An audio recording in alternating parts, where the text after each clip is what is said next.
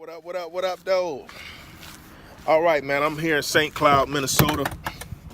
Finna pick up my load. What I'm finna do now is drop this empty trailer and pick up my loaded so we can get out of here and head down to Texas. So I'm gonna show y'all what you gotta do when you dropping your trailer. I'm speaking through my headset. I don't know how good the quality is, but I will see. Hopefully the quality is good.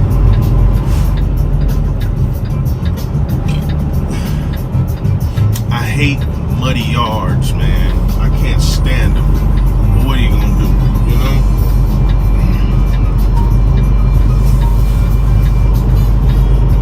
Always keep you some work boots, man. Some work boots. Because some of these yards are ridiculous.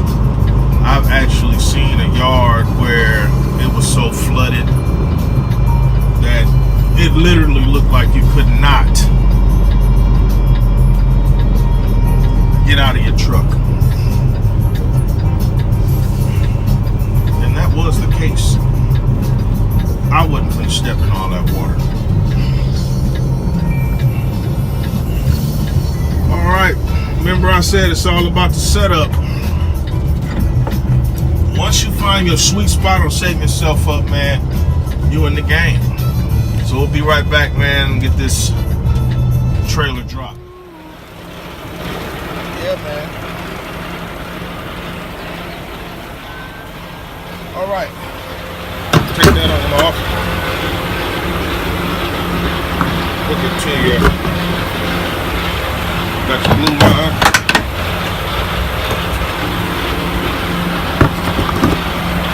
And you got your electric.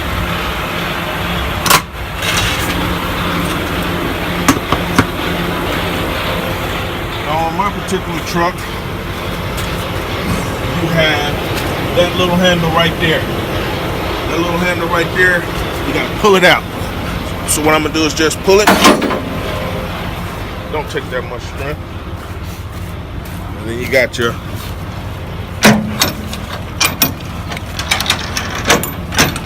alright, so a guy showed me. I used to be the one to sit there and do this. But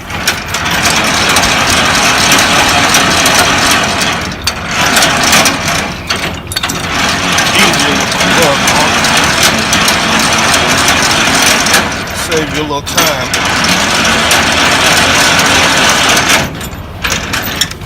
Try to get that perfect. Crank it until you start feeling the pressure. You don't want to let it up too much because you want to have courtesy for the guy coming behind you. So once you do that, you're all set to pull away from your trailer.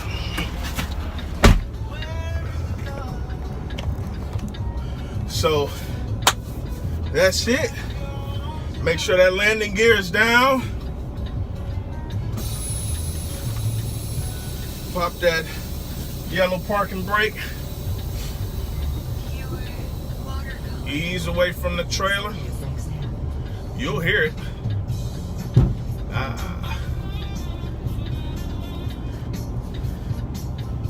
And there you go. Going about your business. Make sure that your landing gear is down.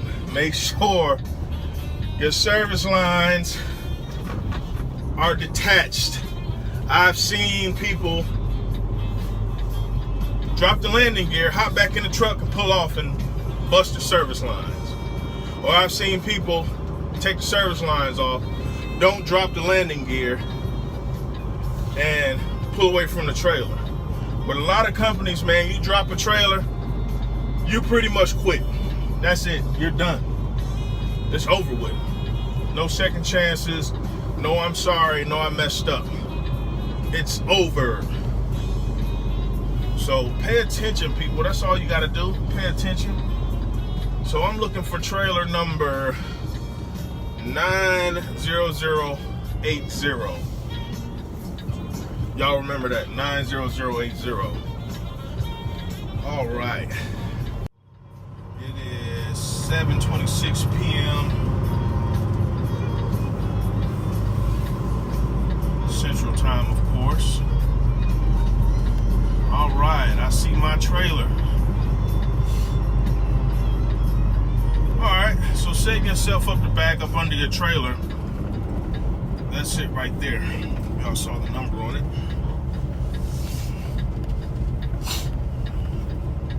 What I do, set myself up best I can. And we just ease back on into it. Remember, like Trey Songz say, slow motion. You ain't gotta be rushing and trying to show off, and that's when you mess up something. Take your time, man. You got trucks behind you. Guess what? They'll be all right. You know, they might talk shit inside of their cab or whatever. Oh, this one. But you know what? At the end of the day, you're gonna leave here without messing up nothing, and you good.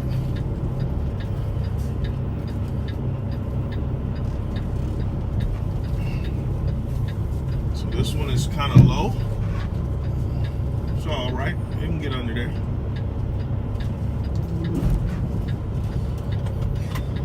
Man, I see a lot of people slamming into the damn trailer, man. You ain't got to slam into it. You know your truck. Know your truck, man. You know, you're going to test pull anyway. So, we're going to pretty much do the same thing in reverse that we just did dropping that trailer off. Connect the service lines, landed, or lifted the landing gear. Also, make sure your tandems, most states are has it set for, what is it, 40 feet from the kingpin.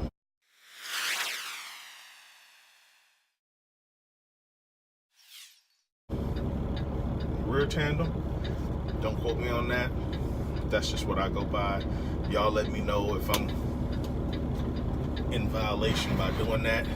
But usually on the side of your newer trailers, you'll have number 1, 2, 3, 4, and so on until it stops. But I usually take mine and put my rear, is the rear tandem? Yeah, the rear tandem axle at the 3. That's my rule of thumb. Maybe other people are different, but that's just what I go with. Haven't had any troubles yet. So you test pull. Get a little pressure. You ain't got to skid. But if it's gonna disconnect, you only need a little bit of pressure to disconnect. So I'm finna pull out, get my paperwork. What up, y'all? May 22nd, 1:08 a.m. Still at it. I got a good ways to go. 5 more hours. And I gotta shut it down. In case you're wondering, it's just a bomb. I know I said eat healthy. I pretty much just eat salads and shit. I had a sweet tooth. Yeah. But yeah, man, I'm going down I-35, going south towards Texas. And it freaking stinks. I'm in Iowa, man. There can't be that many fucking cows out here, man. And that's exactly what it smelled like. There's a whole town full of cows. And I've been rolling for a good minute.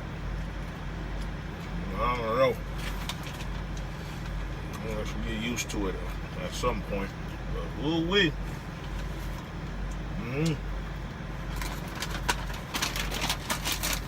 But yeah, man. I'm just checking in with y'all.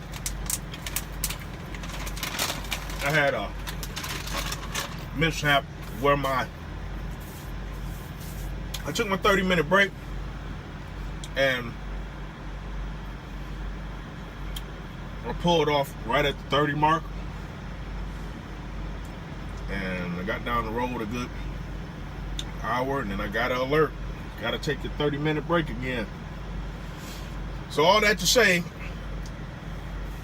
you want to make sure that you got your full 30 minutes in, especially if you're in a hurry.